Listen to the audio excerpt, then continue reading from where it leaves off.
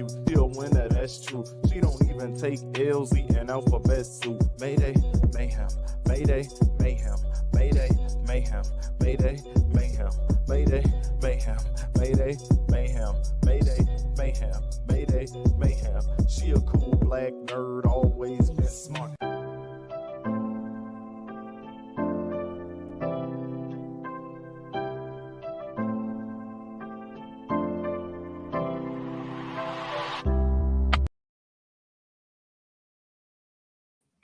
And hello, welcome to another episode and streaming of the Mayday Mayhem podcast and stream. I am your host, Mayday Mayhem, and today we have a special guest.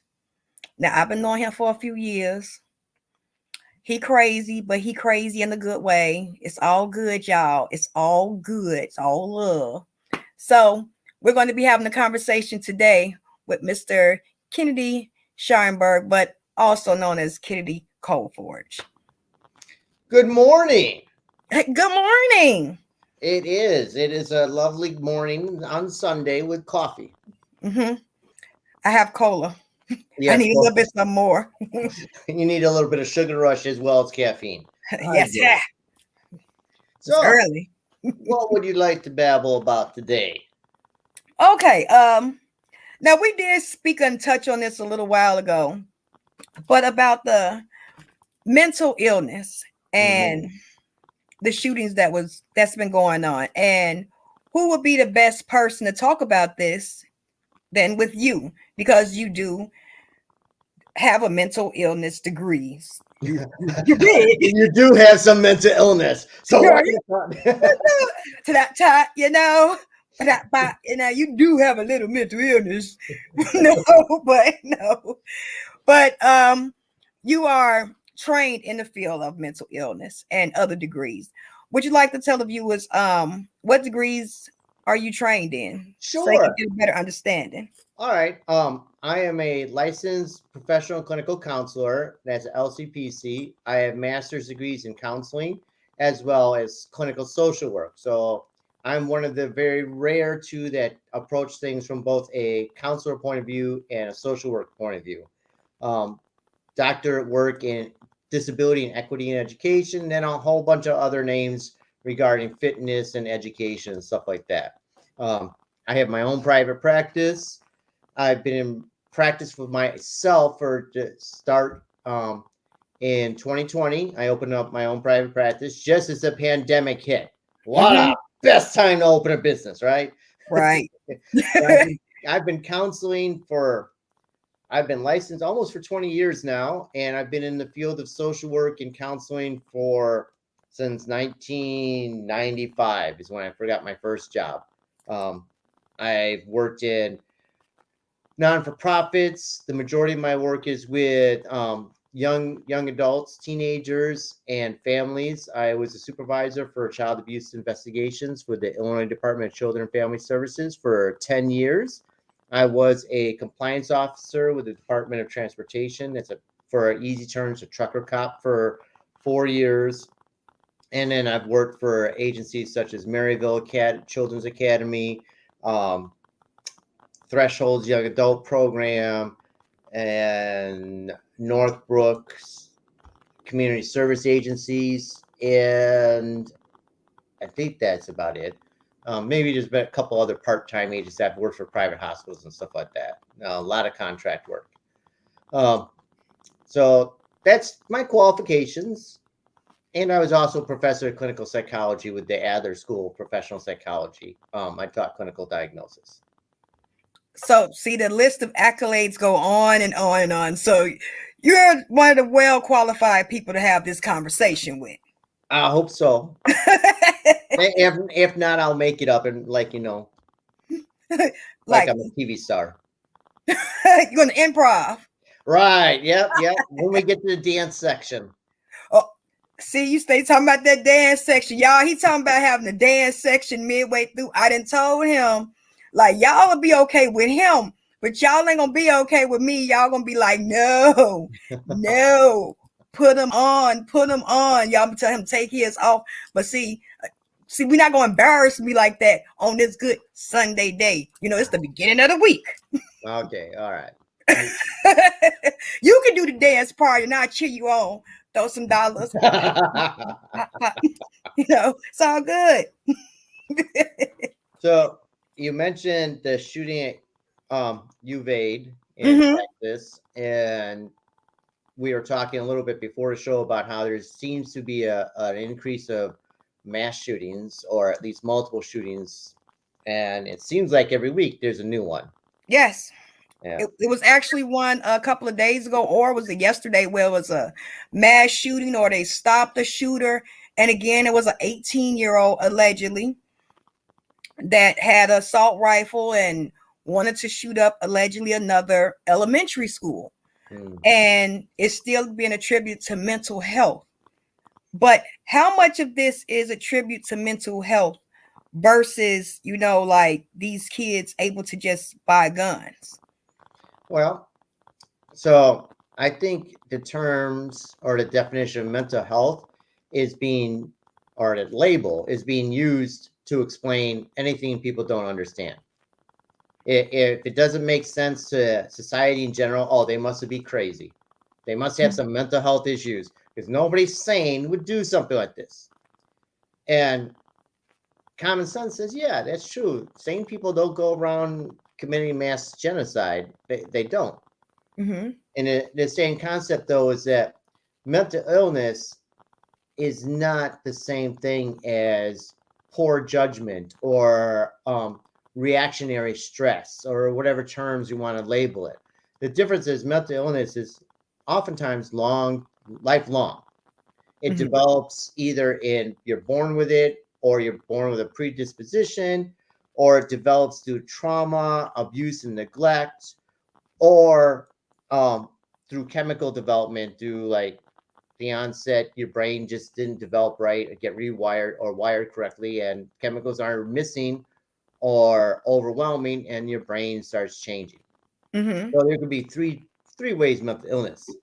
Now, someone that we often hear about this back in the 90s and 2000s, especially in the 2000s, there was a push to address gun violence in schools, especially after Columbine, if you remember that. Yeah, I remember Columbine. And a lot of it was, well, if they can get counselors in schools and get children counseling and stop the bullying, then it won't happen again. Well, we all know that's not true. And even today, you talk to kids, how's your day? Oh, it's good. And then you, of course, will hear about bullying. That happens a lot. Yes. So there's counselors in the school. There's full-time counselors. Before, it was just a teacher that had an extra block of time and would be an academic advisor. Now there's actual counselors.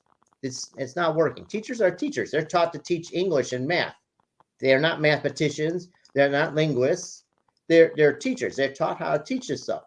So giving them a class or two on how to counsel doesn't make them a counselor. And that's exactly what I was going to ask. Like, some of the people that are in the position to be counselors at some of these schools are not qualified to be counselors, let alone they can barely even pass a background check. You see so many times that you have high school counselors that have been arrested for misconduct with children, other adolescents. And it's like, well, how were they even counselors? How was this ignored? And like you said, it's 1 or 2 sessions in front of a room of 30 people, and everyone signs off on a piece of paper. Now you have a counseling degree, not taken away from people like yourself and others that are listening that have went to years of schooling and training for this, and to be just, oh, well, I've had 2 classes. Now I'm a counselor, Right. Why are our school systems allowing this? Well, I don't know if it's a school system. I think it's very reactionary. In Illinois schools actually are blessed in that to occupy a school counselor position, which is not a school academic position or a school social worker position, those are actually, you must have a degree in counseling or a degree in social work. That's a benefit for Illinois schools. The problem, and I'll say this flat out is a lot of those school counselors and social workers are inexperienced, and to understand teenagers, which is, when you're a teenager, you enter puberty 11, 12 years old, you have all these hormones going through your body, and they're intentional. They're meant to increase your physical ability to sustain yourself. And with those increased physical abilities, there's a lack of mental cognition and maturity. So, and it's sort of like intensity. Like I tell parents when I work with them and their children, they say, my son or my daughter is acting all crazy and she's depressed or he's angry, or they got ADHD. I'm like, no. What they're doing is learning how to fight off the world. And children are biologically programmed to do this.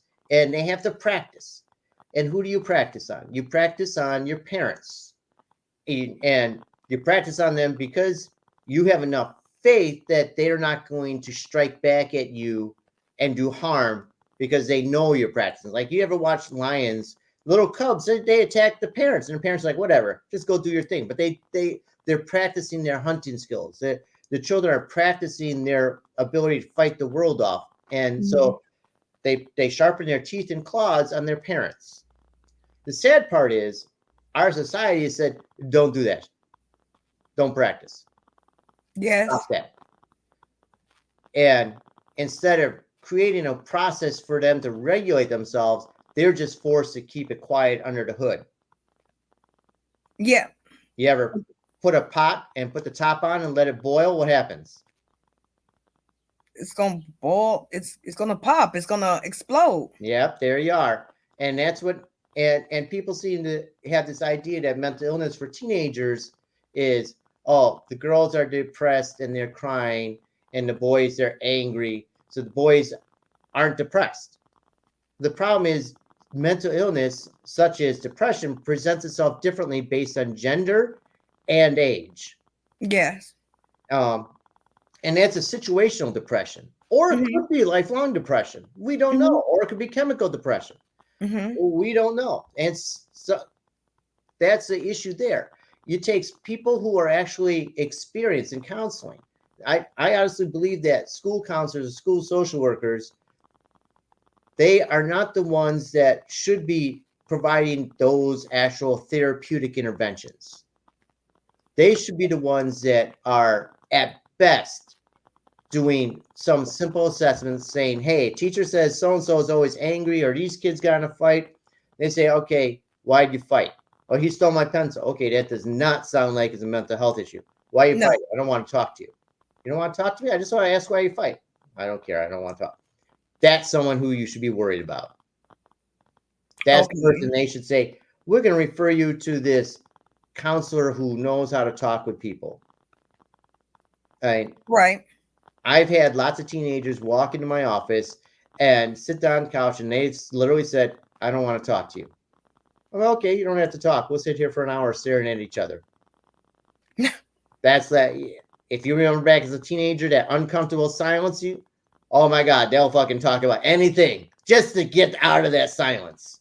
Yes, because, that's even adults, that awkward silence, no one wants to be in the space and no one's saying anything, someone's going to break that ice and say something, even if it's two strangers, it's just that awkwardness that if someone has to break it, someone has to say something. And 9 times out of 10, it's the kids like, okay, look, let me talk to get my ass out of here real quick, like just to pass the time. And before they know it, they've let out all their little feelings. Yep. And it's really helpful when we look at the world and we see all these shootings. We have to say, why is there so much anger that we need to do something like this? Exactly. Where's the anger coming from? Like, I don't know if it's society taking away certain privileges that parents had to embrace more with their children, or society's actually raising the kids versus the parents raising the kids, because it's always, well, other children my age are doing this. I don't care what other children your age are doing.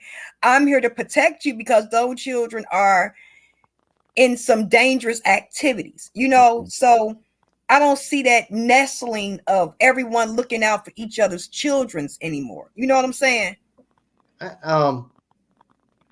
So I love the internet for some of the things it brings out. Mm-hmm. In my age, there's these things like our fun was outside. You knew where everybody was because the bikes Yep. were parked in the yard, and you knew it was time to come home when the street lights went on. Yep. So nowadays, everybody has a cell phone and trackers, and there's no sense of individual or independence, and that is a constant stress. Think about it this way. One of the increases a lot of people are having, the pandemic has sort of given the adults that weren't raised with this cell phone technology going on a glimpse of what it's like to be raised where you have no escape. You went to work, you came home. Home was your solace, your solitude, your fortress of safety. Kids go to school, they don't have that. Mom and dad can reach them at school. They come home, school can reach them. We as adults, we go to work, we come home, work can reach us. The cell phones, or worse yet, we have offices in our homes. Yeah. And during the pandemic, lots of people thought, I'm going to set my office up at the kitchen table and do my office work at the kitchen table. And they soon realized that they never felt like they had left work. They were always at work. Yeah. And they were getting depressed. Who wants to live working 24 hours a day? And if you don't have a point where you can feel alone, time away, safe, you're going to become angry, frustrated, frightened, and overwhelmed. And like that pot of boiling water, if there's no way to let it off, it's going to pop. Mm-hmm. And young adults don't have nearly as much experience as to how to decompress as adults. No, they don't. That's what it's coming down to is like when I counsel people and they come, they're like, I'm depressed, I'm anxious, I'm angry. I ask them 3 simple questions. And the first one is what their favorite color is and why. Second one, what is their favorite food and why? The third one, which is the most important one, what are your hobbies? Most people that are mentally okay can answer the first 2 with no problem. The third one is like, I don't have any hobbies. Why don't you have hobbies? I don't have time. How can you not have time to be happy?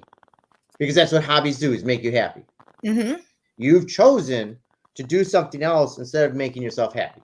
And when we make those choices, we are internally recognizing we're choosing to be angry and upset, sad, and frustrated, and it makes us anxious. That makes sense. And so as soon as I tell clients, go back to doing the hobbies you used to do or develop new hobbies, suddenly their levels of stress and anxiety and anger, frustration, and sadness start decreasing substantially. So is maybe some of the behavior we're seeing in these younger shooters, is it because they don't have hobbies, or the hobbies are so restricted to just the internet? You know, like again, you touched on like growing up. Yeah, I knew when them street lights came on, I had to be in front of that house or coming in that house. It wasn't oh, I can stay out to 10, 11 o'clock because I have my phone with me. No, it's like, no, that street light come on at 7. You better be on that porch at 6:59. It's both. So exercise or physical activity is shown to have equal effect on depression, anxiety as medication. Equal. There's lots of research that shows that, done by Harvard Medical Schools, done by fitness associations. So if you do a good exercise plan, and I don't mean like lifting weights and whatever, just physical activities, you'll have the equal effect as if you're taking antidepressant and anti-anxiety. That's a medically proven fact. So now you have internet. How much exercise are you getting with these? Not much. None. That's not even 1% of your body muscles. That's carpal tunnel. Yeah, exactly. That's about all you get. And so that's the problem. If you wanted to read something, you didn't pick up your phone and open it up and scroll. You walked to the library and got a book. Yep. walked to the library. Yeah. If you wanted to hang out with your friends, you didn't dial them up and do FaceTime. You walked to see them, or you rode a bike, or you moved your body from one spot to another. Yep. Facts. The only moving your body from one spot to another is when you're going to shoot someone. Yeah. So yeah. that's the problem. The idea is that hobbies are not video games. No. At the best, they're mind numbing. And that's what I tell my clients. If you say your hobby is video games, you don't have a hobby. Because all you're doing is sitting there, turning into a giant potato, burning your brain, exercising your thumbs. I'm sure in 100 years, when aliens come to take over the world from us, they're going to find humans with 4 fingers and these gigantic thumbs. Big ass thumbs. Yeah. Because that's all they're going to have. Or they're going to find them with microchips in their head from Elon Musk, because now they want to put everything into a microchip and shove in their head and say, I have the internet at the brink of the eye, which, yeah, the way Tesla's is malfunctioning, I don't want nothing that Elon make near me. So I'm just saying. Or we won't travel. We'll just Amazon ourselves somewhere. Yeah. I'm going to ship myself to Rome. Like what? Like it's, or have the ambience of Rome in the house. So however it's going to be. But yeah. If you reflect on your own adolescence, you learned to solve your interactions. If you had a dispute with a person, you learned how to deal with it. In our new age, I'm not going to deal with you, block. Yeah. Or I'm not going to deal with you. I'm going to pick up a gun. Yeah.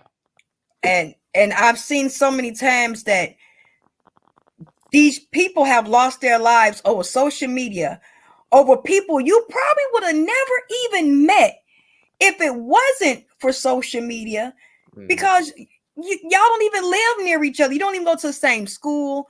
You don't even have the same friends. And now a exchange of words, someone has lost their life, or 2 people have lost their lives. Like it doesn't make sense to me. And if you think about the language we've developed to describe things, social media, you always look forward to the media cart coming into your classroom. You always look forward to media because that implied information. That implied something new, or at least relaxation. Now, social media, neither is it social, nor is it providing you information. If anything, it is providing you corruption, lies, or disinformation. And it's allowing people to confuse opinion with fact. And those two don't mean the same thing.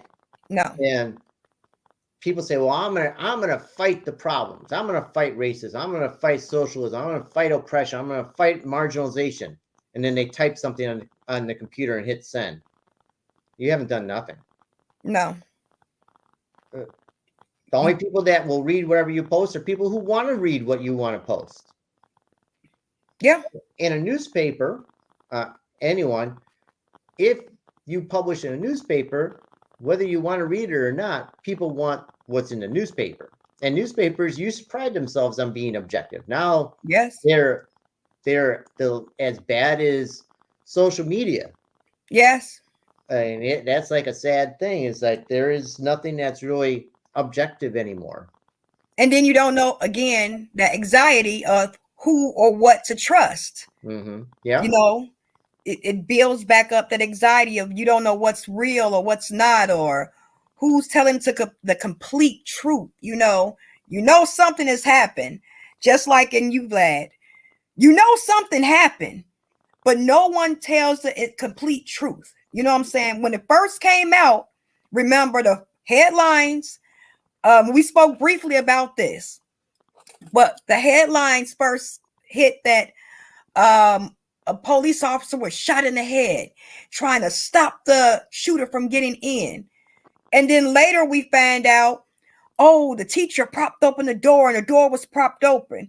Then we later find out the school officer was not even there, and he drove past him in the park. It's the stories keep changing. So again, you have the media, which are telling us conflicting stories, and we don't know what to believe. Well, not only is it the media, but the people who are supposed to be trustworthy are Mm-hmm. giving us the wrong information. Absolutely.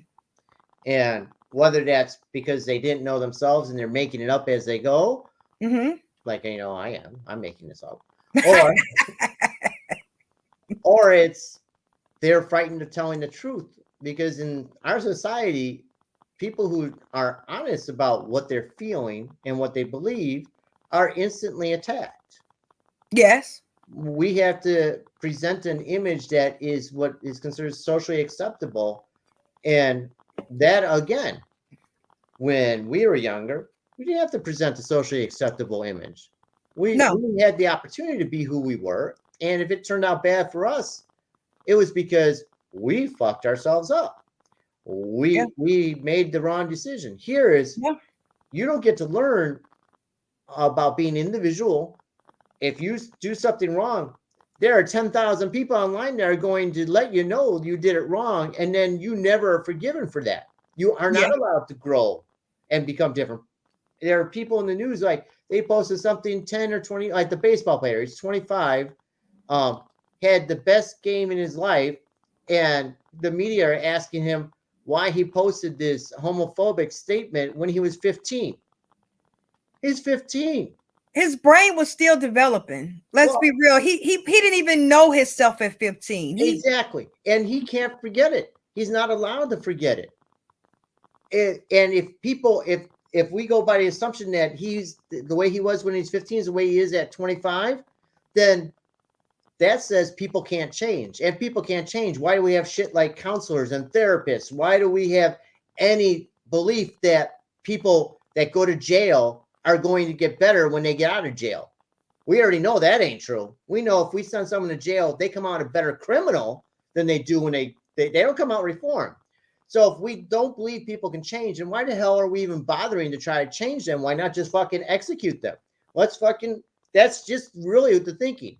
If we're going to punish somebody for their childhood statements when they weren't mature and didn't understand, then that's what was going on in the 70s and 80s when they were imprisoning teenagers for murders that we found out they didn't commit. But they were a convenient pansy for it. Pansy. Or patsy, that's the word I was looking Patsy. for. I was like, I know it starts with pansy, the patsy. There we go. And a lot of times they were pinning it on minorities. And and they talk about this pendulum of social justice that swings back and forth. I don't think it's swinging by nature. I think it's being pushed. Mm-hmm. And it's being pushed by people who are the loudest right now.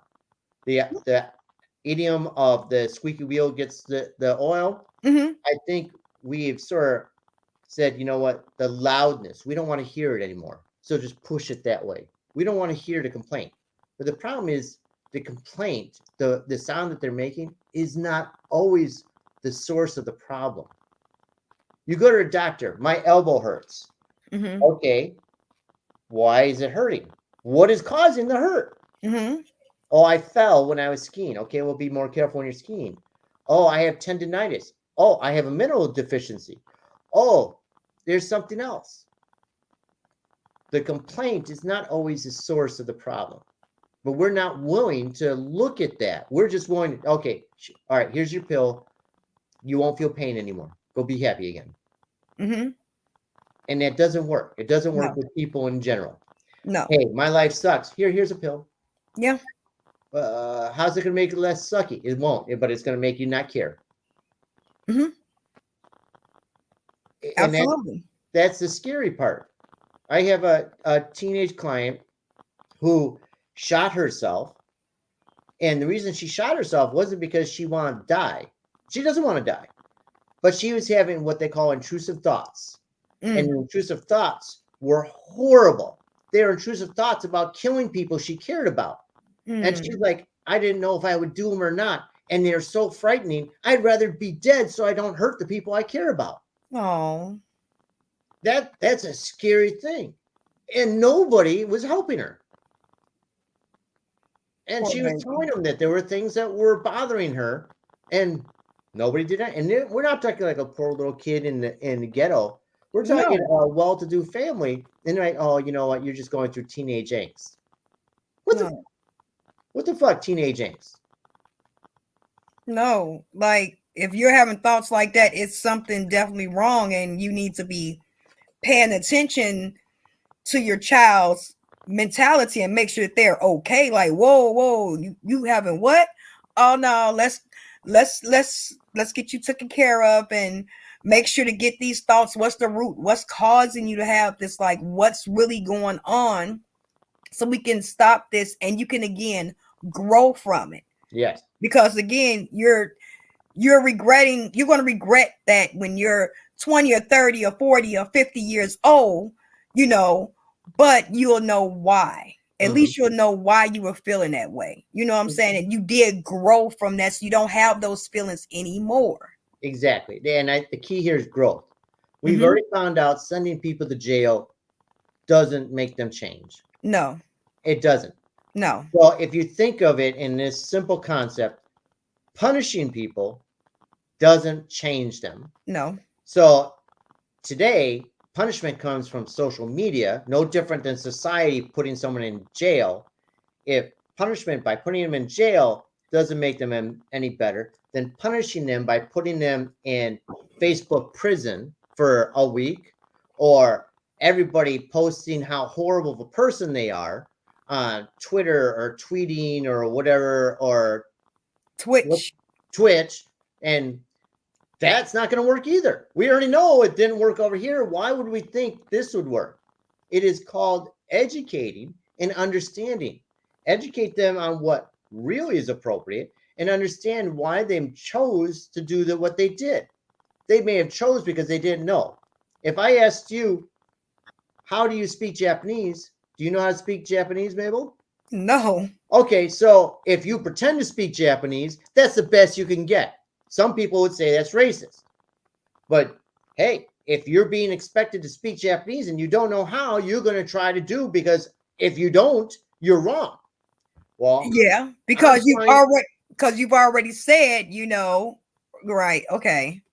So the idea here is that if a person is trying to meet social expectations, but they have no experience or no knowledge, they're going to do what they only know. What socially expected, you know, what everyone else is doing. Well, they're going to do what they know. So right. if the way you handle stress is by getting violent, you're going to get violent. If you handle stress by isolating in your room, you're going to isolate in your room. If you handle stress by overeating, you're going to overeat. If you handle stress by not eating, you're not going to eat. You're going to create a mechanism that makes you think you're doing what is expected of you. It may not be what is expected of you, or it may not be the right resolution, but you can only do what you know. And instead of people saying, well, that's not the best way to do it, here's the way, and tell me why you chose to do the way you chose. It may be, well, I didn't know. Or, you know what, when I get angry and I yell at people leave me alone, and that's what I want, is be left alone. Okay, well, we need to find a new way for you to let people know not to leave you alone, or maybe give you the ability to retreat from them, which is, the biggest problem. No one can retreat from anyone else. You can't. Exactly. You can't get that break, because school's at home, home's at school, school's at work, work's at school, home's at work, work's at home. The only place you don't have it is if you leave your cell phone at home and go out to the forest. Yeah. All right. You have to have that break away just for your own, literally your own sanity. And how many times, I bet you, if you think about it, you walked out the door and you get 3 feet from the car and you're like, oh shit, I forgot my cell phone. And you get anxious and you run back in to get it. Yeah. Why? The world is not going to explode if you don't have your cell phone. And before cell phones, it was pagers and payphones. That was it. Right. I mean, if you didn't get a call, it was okay. They would call back. And last time I checked, people still do that. I still Yeah. get lots of callbacks from people because I don't answer my phone. Yeah. So It's the same. I don't answer my phone either. I'm like, oh crap. My bad. I was doing the dishes. I was cleaning, and I do have those times where I do take my phone and I will throw it in a corner somewhere and be like, I don't want to hear it. If someone needs to get in contact with me, they know how to call that house phone. If it's an emergency, y'all know how to get in touch with me there. And I will leave my phone for hours on end and just do something else. And just roam through the house, or like I said, go do my yard work, or just go do something else. I don't need the phone on me 24/7. Yeah. So my advice for people that are dealing with the stress in the world is disconnect from that stress. Shut off your computers, shut off your cell phone, get off of that. Don't play video games. Do something. Engage in a hobby. And people say, oh, I don't know what to do. Well, what did you like to do when you were a little kid? What did you like to do as a teenager? It may not be the same thing. You may not say, oh, yeah, I used to love playing with my G.I. Joe and my Barbie. I don't want to do that. I'm 45 years old. Okay. Well, it sounded like maybe you enjoyed acting or narrating or something of that sort. Do something along that lines. Maybe you want to go see a play. Maybe you want to work on becoming a narrator. Maybe you want to write stories. Or maybe you want to do dioramas. The thing here is find a hobby and do it. If you're not sure, you try it. The worst is, oh, I didn't like this. Okay, stop. Do something else. I ask clients all the time. People complain change is hard. I'm like, all right, I don't want you to change. What I want you to do is stop what's not working. If you're walking in the street and a car is coming and I said, stop, are you going to slide and skid and stumble and not be able to come to a stop? Or are you just going to stop walking? You're just going to stop walking, right? Right, just stop. That's easy. Stopping is the easy part. It's changing, which is taking a step in a new direction that's a little hard. So get to the stopping part first. Stop playing the video games. Stop being online 24/7. Once you're able to master that, which shouldn't be too hard because it's just the word stop, it's 4 fucking letters, then you can look around and say, okay, what do I want to do that's different that I would like to try? Pick up a book, draw something. I suggest artistic expression all the time. I'm an artist myself. I was going to get to that. I was going to get to that. Like, you do art. And that I do art. I do art all the time. I do it between client sessions because it helps me decompress from the clients, the things they tell me. And I do it every morning. It helps keep my muscles and coordination going. And sometimes I can't sleep. I'll get up and do art then. So that is one of the things I enjoy doing. I go for walks, even if it's just around the block. I go for walks. I used to like going out to events, but now, I still don't trust the COVID stuff. So I'm staying a little. I'm being very selective on the events. If there's a lot of unknown people, not so much. Absolutely. But I understand that. The key here is that when I'm stressed or feeling overwhelmed, I go do something. And a couple times, if I go for a walk, I leave the phone behind.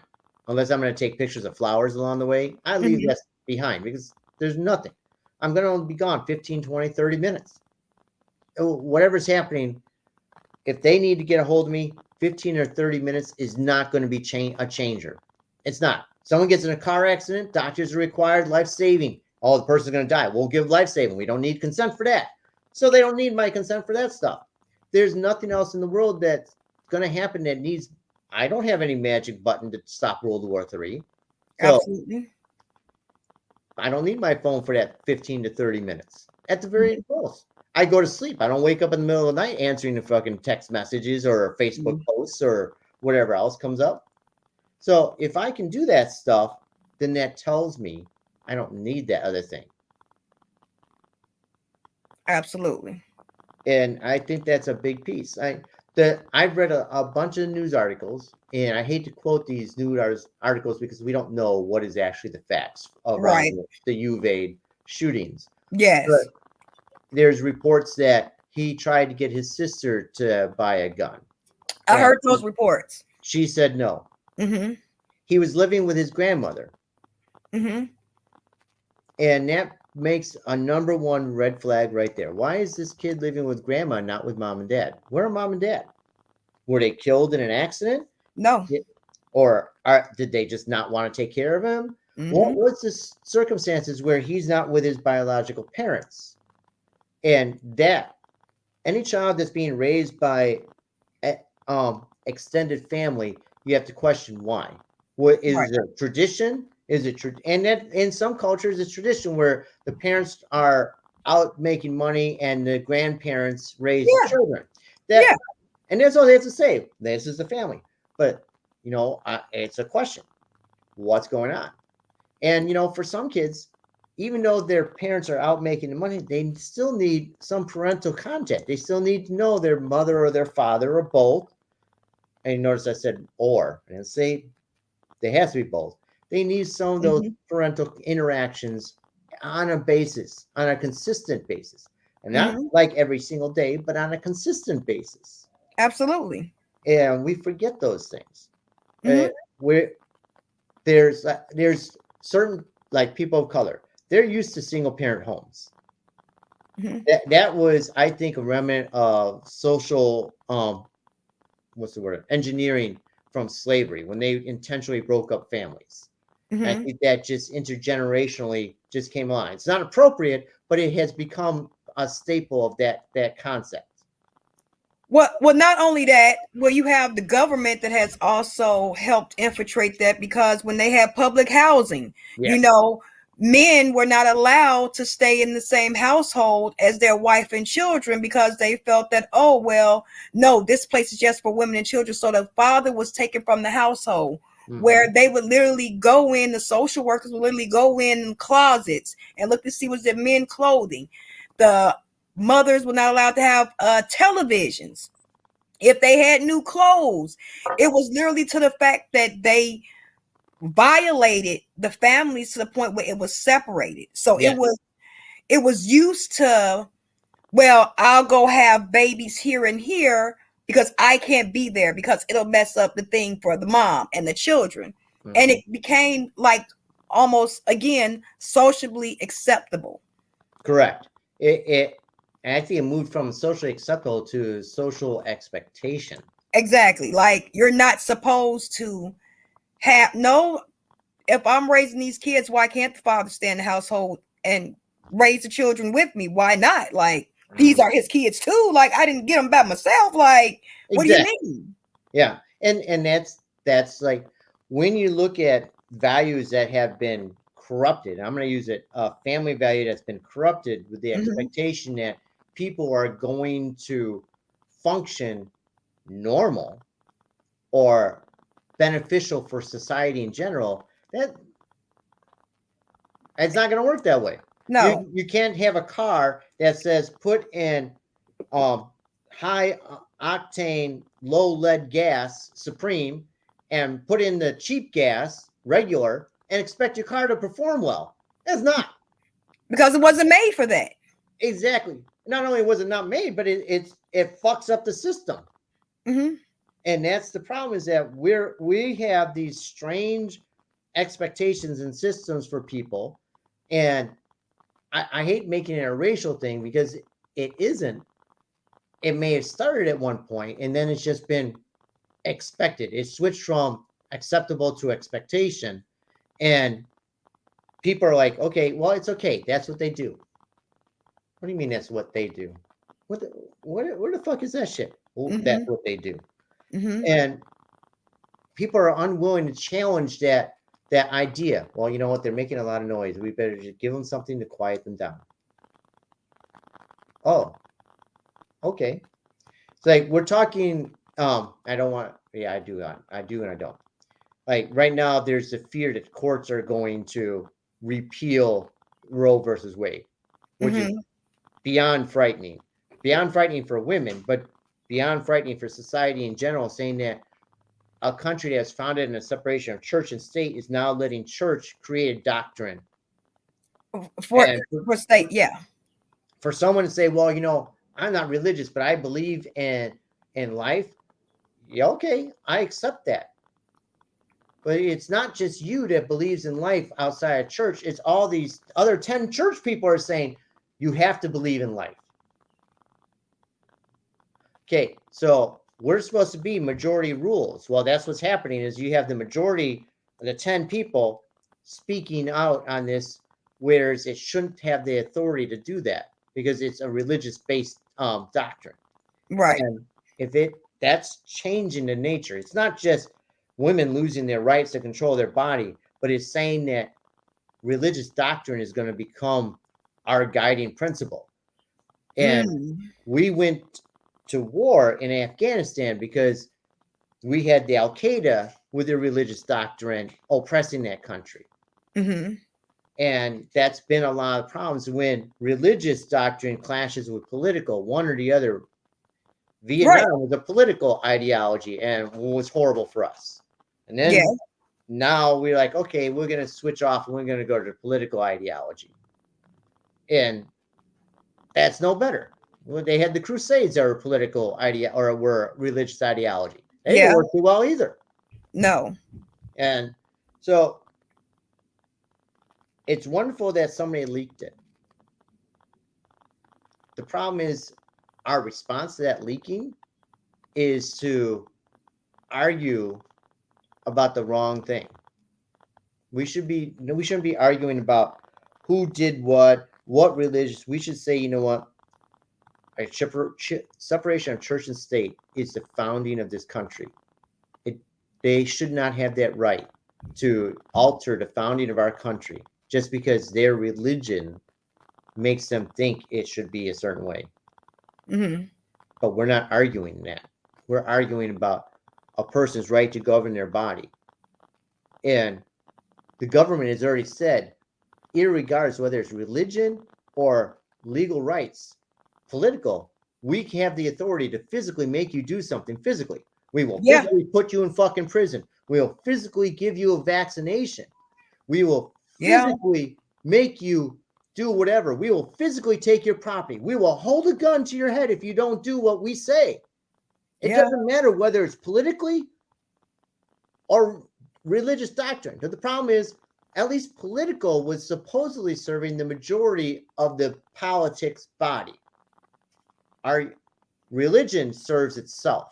It promotes itself. It doesn't promote speech. It doesn't promote ideologies, or it doesn't promote discussion or discourse. It promotes silence and obedience. Yeah, because religion is, no, you believe what's in this box and nothing outside of this box. And if you believe anything outside this box, you are ostracized. You are kicked out of this church. Do not come back for maybe asking a question or believing something differently. That's the best case scenario, kicked outside of the church. But we already know that's not true. People get set on fire in public town squares. Yeah. People get lined up and shot to death because they have a different religion. They get put in boxes and gassed. So we already know if we allow our country to move to a religious doctrine, we already know what's going to happen. Yeah, you can look at the past. Look at history. It's going to tell you the predecessor to the future. If we're still on the same path to where, religion is starting to overrule. You know, it used to be, what was this? Well, they said the Lord's Prayer in school. You know, that was taken out long years ago because it was an atheist and he didn't want his daughter saying the Lord's Prayer. So they separated state from religion. Well, that was the premise of the Constitution, is that religion was not going to be, the United States can't be the beacon for all those seeking asylum if suddenly we are now one religious entity. Because that's what they were escaping from. So now we become what we escaped, what we said we didn't want. Now we're slowly becoming what we hated. Yeah. And that dichotomous contradiction, is that even a correct term? Dichotomous contradiction? I don't know. That's correct. I don't know. So that inherent contradiction of becoming what you hated reminds me of a psychological condition where you identify with your torturer or your prisoner or the Like person. Stockhouse syndrome. Bingo.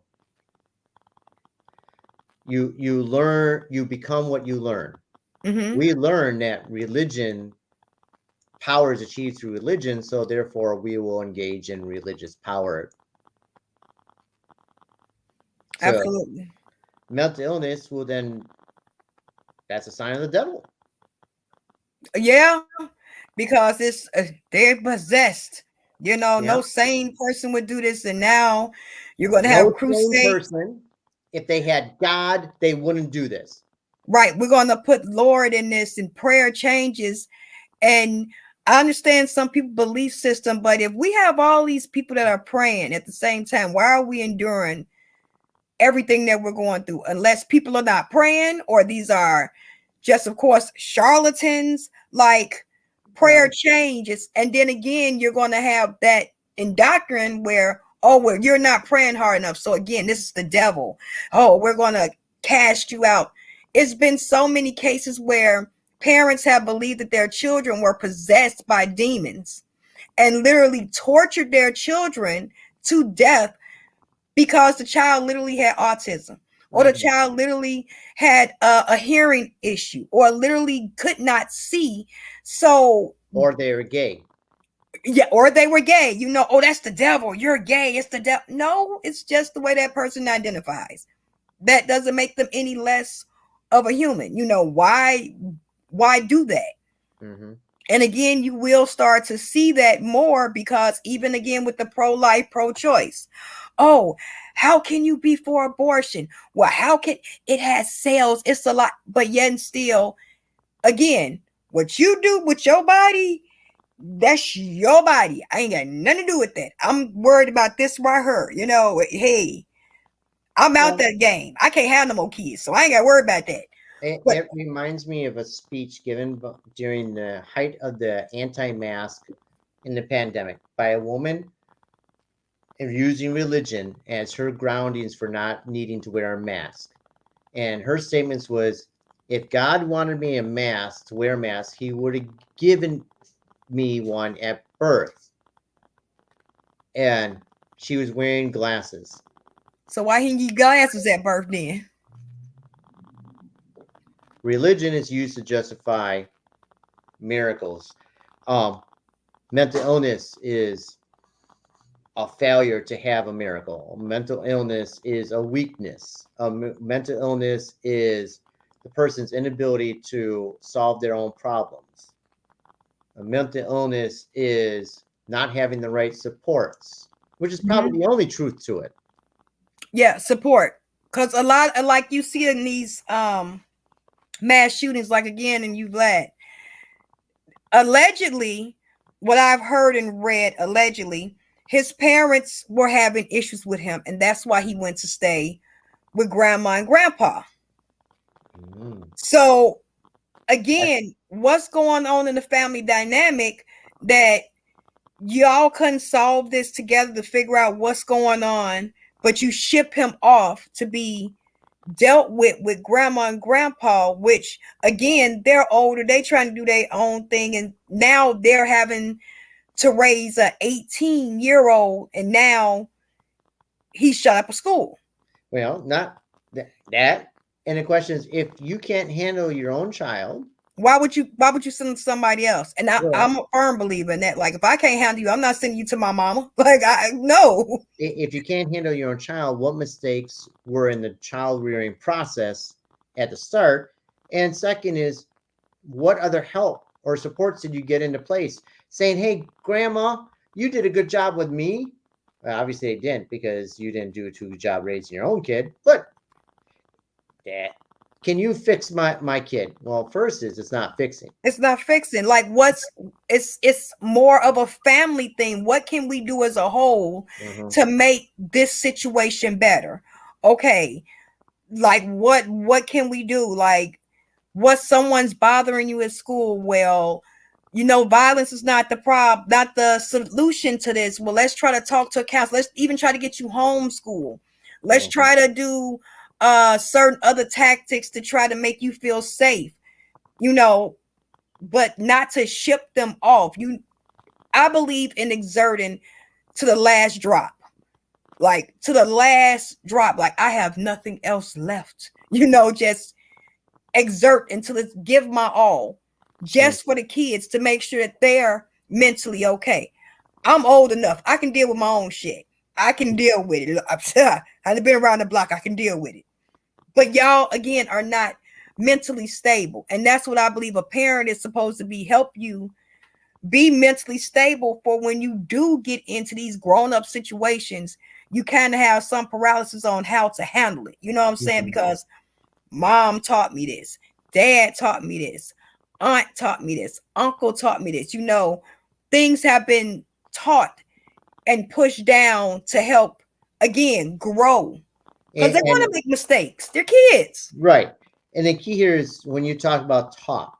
Remember how I said earlier, educating somebody in the right way? Sometimes the right way for us may not be the right way for the other person. But the key here is the education part. And then the questioning, well, okay, this is the way we want it done. Why did you choose to do it the other way? Was it you didn't know, now you know? Or was there something else? Support systems. We kind of jumped off that real quick. Yeah. Support systems are super important in the fact that their support can be someone lending you the ear. Yes. Or support can be those who will stand by your side. Mm-hmm. Or support can be the contract that they give you your ability to achieve. Support is not someone who screams and shouts beside you about topics that are similar but not yours. They're not paying attention. What they're doing is they're just screaming and shouting because you're screaming and shouting. They're mimicking. Going to a protest and everybody hates Trump, but they don't all hate him. Just because they all hate Trump doesn't mean that they like each other. The two are completely unrelated. Yeah. I hate this person. Well, I hate that person. Good. Well, let's hate them together. Hey, you want to go get coffee? Oh, fuck that coffee shit. I'm an alcoholic. Exactly. They have nothing in common other than that hate towards this one individual, but no real common ground other than that. Now, if you take that hate from that individual away, what common ground do all y'all have? Exactly. So there's no support. And the support should be, you should be able to feel safe when you're expressing yourself. And when I say safe is such, it used to be a simple defined word. Now it's a very broad term. Safe is, do you feel you're not going to be punished for what you say or feel? Exactly. Safe is, if the person reacts, are they going to react in a way that you don't feel belittled, judged, or victimized? Exactly. And safe is, if you express yourself, is society not going to punish you? And we know punishment doesn't work other than make you less happy. Or they're going to shun you. Yes. So safe is just, that word has just become so, I don't want to say grandiose, but it's like gigantic. Its meaning has like evolved into such a way that it's almost infected and negative. Because you hear people, well, they got to be safe. Well, what safe are we talking about? Right. Like, which safe are we talking? Like, hey, like, we talking about safe or we talking about safe? Like, which safe is this? Like, I was had a couple and I was counseling them, and the wife. All right, so the guy was an ex-football player, huge big guy, and his wife was a tiny little person, and he had never physically harmed her in any way, shape, or form. He was quite the opposite. He was like a giant teddy bear. It's quite an amazing thing. And so they would talk, and every once in a while, she's like, I'm not feeling safe. And he would lose it. He went, what the fuck? I haven't done anything wrong. I don't hurt people. And he was just so enraged because he goes out of his way to avoid intimidating people. And so I had to explain to him, safe by her use isn't safe that you are going to harm her. No. Imagine safe in the concept if someone's frightened of spiders and you killed all the spiders in the world. Does that change their fear of spiders? No.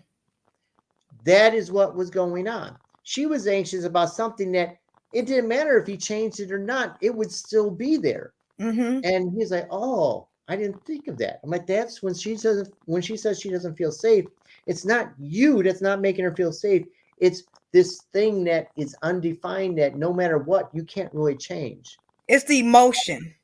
Well, it's her fear was that they wouldn't have money because she came from a family where money was a horrible situation. Mm-hmm. So it didn't matter how much money he had, and he had a lot of money. It was the fear of not having it. Right. That So, safety net of having to go back to where she came from, and she didn't want to go back there. yes. Absolutely. And so that's what the problem was, helping her recognize, to basically we call grounding, was Mhm. recognize that she could look in her bank account and see that there was money. She could see her bills and see that they would never exceed the amount of money she had access to. Mhm. And that would reduce her anxiety. Not her husband doing extra work. That didn't. If anything, that added to her anxiety because he wasn't there to be her calming stone. And she's thinking, oh, he's working so hard because we need money. He's working so hard because we need money. He must be running. We must be running out. So now, again, hey, sis Trish. Exactly. So now the anxiety has went up, you know. So again, yes, absolutely. And that's the way it is. Mental illness may evolve from things that we don't understand, or it may be something as simple as a chemical imbalance, or worse, trauma, and we've learned to deal with that trauma in a way that doesn't, what's the word I'm looking for, is what we call maladaptive. When you're a kid, you engage in adaptive behaviors because they get you your needs met. They create either a sense of safety or belonging or connection. But as an adult, those behaviors don't work anymore. And so it becomes maladaptive. And that's the problem. In adolescence, we try to find what works for us. But if we haven't enough experience or the right amount of supports, what works for us is often very harmful to ourselves and everyone else around us. And the shootings that are a good example. How do we deal with stress? We want to say, well, teenagers are like, they're being desensitized and non-exercised. All I do is sit at home and numb myself playing video games. And hell, we were watching war. Literally, they were raised in a generation where war came into their house. I mean, Vietnam. I remember growing up watching Vietnam on TV. And we get so used to this level of violence coming into our home, our place that's supposed to be our safe haven. Yeah. We have no escape. And people who are even younger now have zero way to escape. Zero. Yeah. You have your fucking cell phone, you have your iPad, you have your laptop. You take it everywhere, not because you want it, but because you're frightened of not having access to it. Or you're frightened of missing something, and you're not going to miss anything. It's going to be there when you get back. Like, it's not going nowhere. Like, it's not. So that contributes to a whole level of unhealthiness for everyone. Yeah. Adults also. Yes. Yeah. So this has become, and the pandemic was a way to help adults. It was a good help for adults to understand what their children are going through, that compulsion of experiencing the lack of having a haven to escape.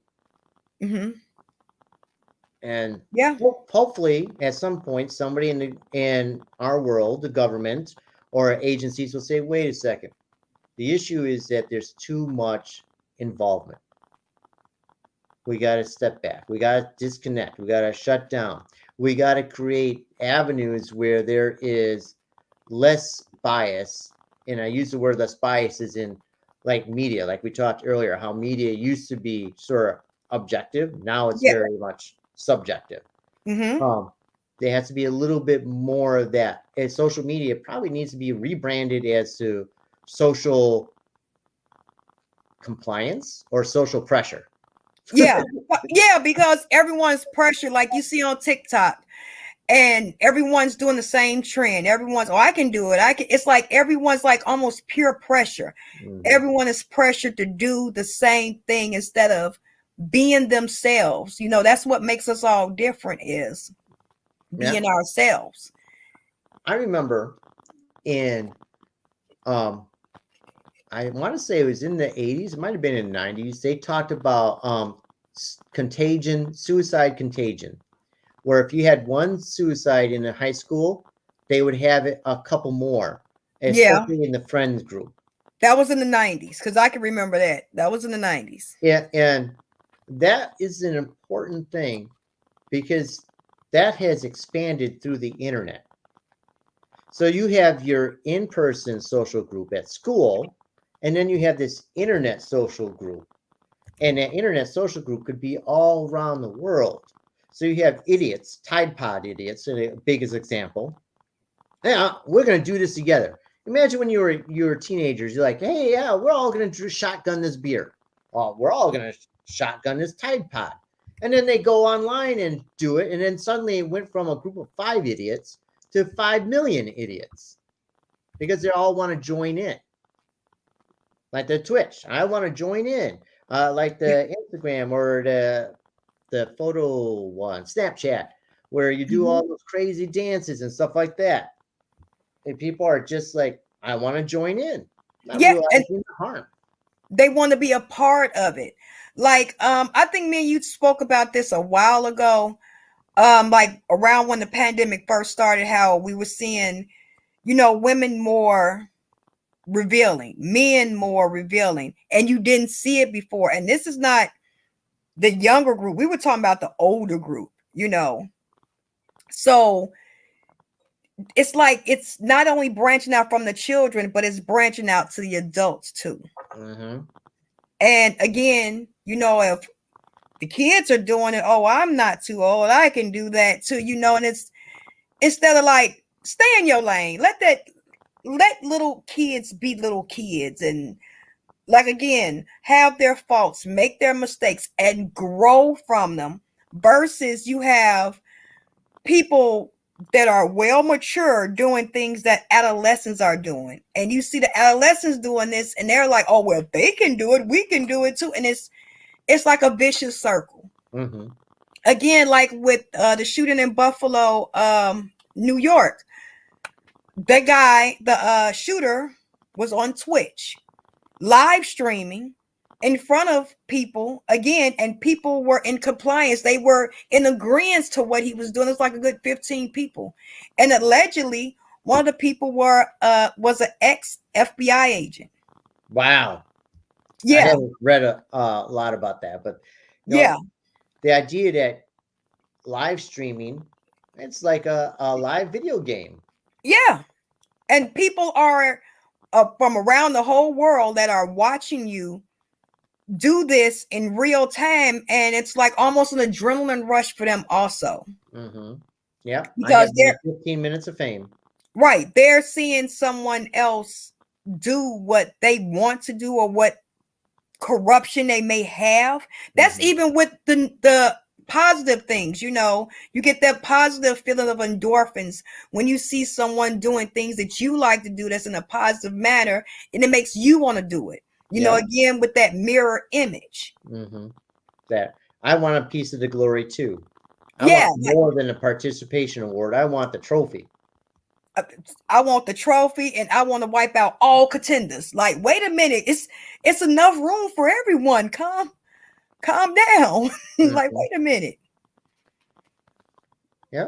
So it's insane, to say the least, of how now society is, and especially with mental illness and a real support system. Because you have some of these kids, they feel bullied and picked on at school, and some parents bully and pick on the children. So they don't have friends. So where's their support system? Where's their safety? Where's their safe place? Where's their safety? You know, they're not safe at home. They're not safe at school. They're not even safe walking home or walking to school. So where's their safety? Yeah. And that really promotes anxiety, and increased anxiety can depression, cause depression, or cause behaviors like people who are constantly anxious that they're not going to be good enough, so they'll engage in self-harming behaviors such as eating disorders or physical harm or trichotillomania, which is pulling the hair out, or cutting on themselves. Yes. And so our society's situation with the lack of being able to escape is promoting the development of mental illness. It's promoting maladaptive behaviors. It's promoting the sense of doing something to stick out and be recognized. And a teenager, when they have an emotional state, it is the end all, the be all. Oh, they broke my heart. My life is over. I might as well die. Oh, this is the one person I met. I'm totally in love. Oh, I'm at the top of the world. This is the best. I will never have better. Well, if you think this is the best 15 minutes of your life, why not die afterwards? Yeah. And that's really what teenagers, that's their thinking process is like, and social media, I really hate that. Right. Social persecution promotes it. And it's almost to the fact that society has been desensitized. So the only way for them to feel something is to feel some type of pain. It almost is like I'm feeling something. I'm feeling pain. So I know I'm alive, you know.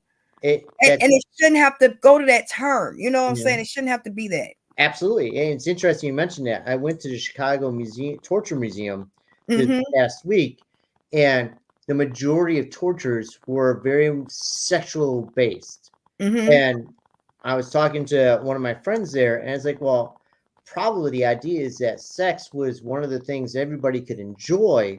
So that is where the point of pleasure will become the point of pain. And that whole concept of things that are pleasurable are also the points of our most painful moments. So we are getting the endorphins from all these positive experiences on the social platforms. And so that those are the platforms that can cause us the most pain too. Yeah. Yeah. Because you're acceptable to the good endorphins, which will make you, again, if you're not getting those good endorphins, what are you going to do? You're going to go for that pain. You're going to go to feel something, anything, just to try to build back up that endorphins, that happiness, so to speak. You know, even if you're harming yourself.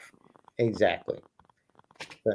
Mental illness, it's a really hard thing. And like we talked very early on, is it can be born with, it can be induced through trauma, abuse, and neglect, or it could just be a chemical change that happens in your growing and development.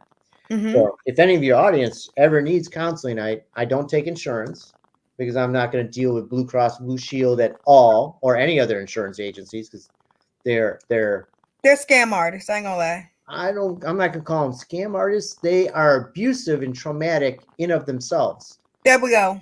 So I have a sliding scale, and the sliding scale, the client determines what they can afford based on what they know they can afford. And if it falls within my sliding scale range, I offer services, and I only do telehealth, so you don't have to drive to my office or whatnot. And it's video or voice, whichever the person feels comfortable.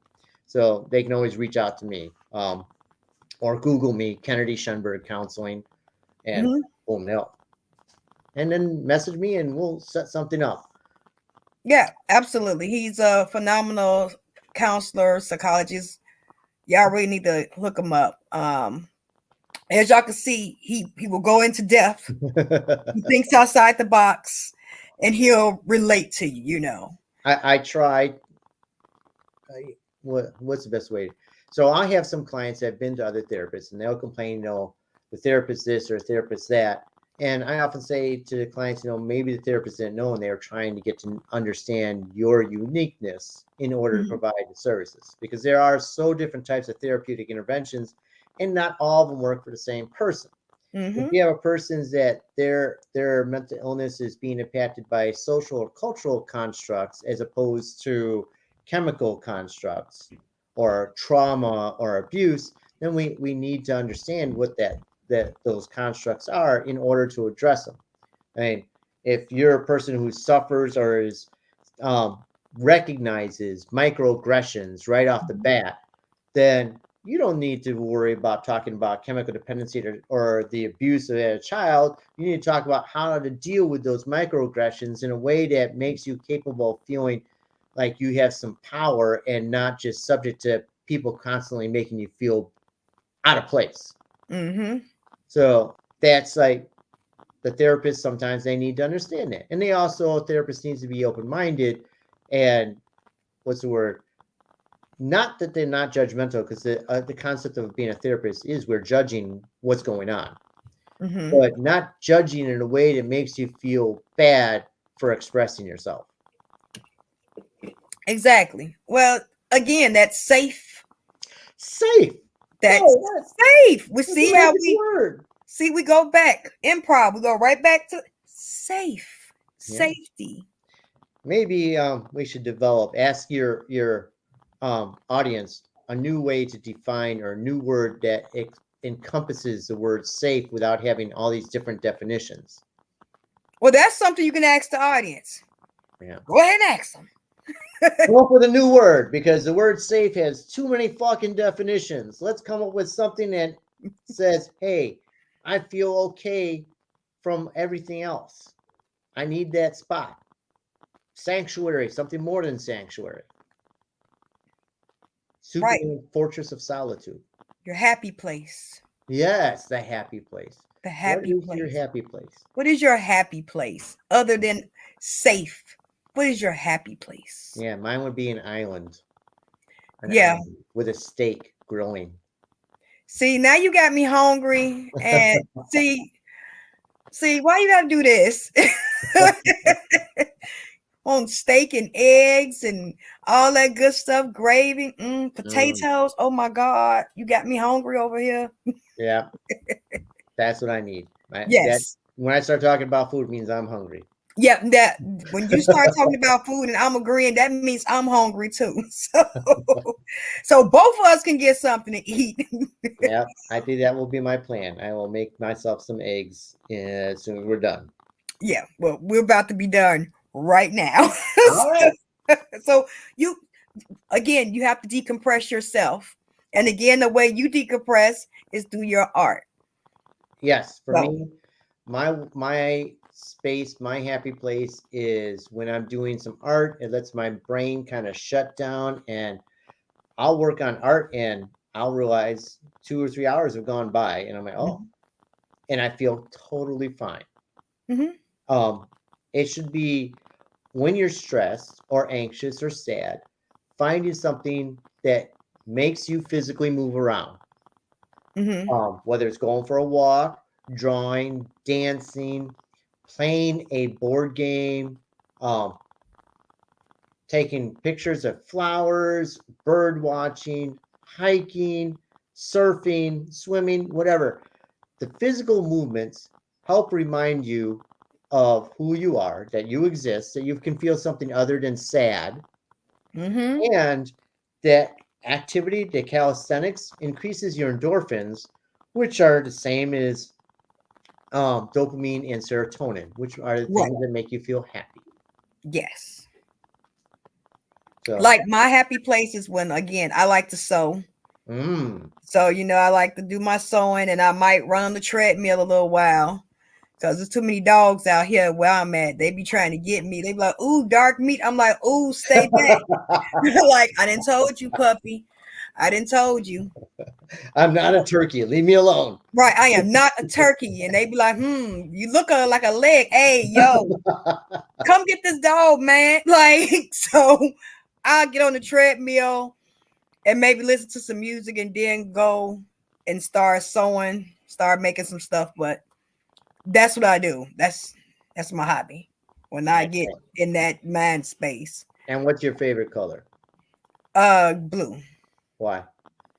Because it's serenity. It's like peaceful. It makes me feel peace. It's just a peaceful color. Okay.